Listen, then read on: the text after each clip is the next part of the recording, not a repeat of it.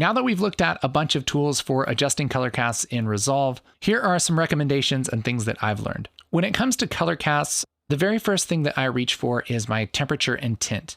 The reason for that is just it's a lot faster and it's a lot easier. And if we can get where we need to go with just these controls, I feel like there's no reason not to reach for them. So what I'll often do is find something that's white and do exactly what we were talking about and adjust the temperature with my right wheel on my surface in offset mode.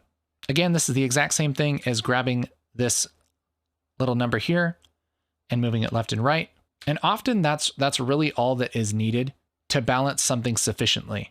Sometimes the darkest parts of the image won't feel balanced, but for the most part, it works really well. That said, if you have an extreme white balance issue, it's probably going to take a combination of all of these tools, as well as some adjustments in secondaries, which we're going to get into in later lessons. Adjusting color casts is really where the surface is very nice to have, because you can make the most subtle adjustment just by moving this trackball that is really difficult to do using a mouse.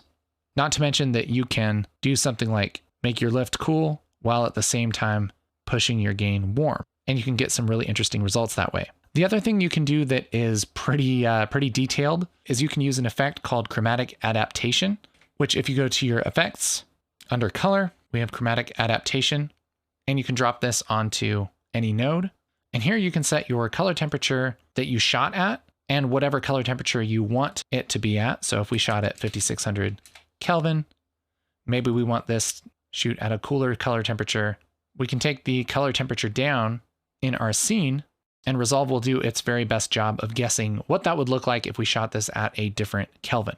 It also takes advantage of your working color space, which if you have this set in your project settings, will be automatically just fine.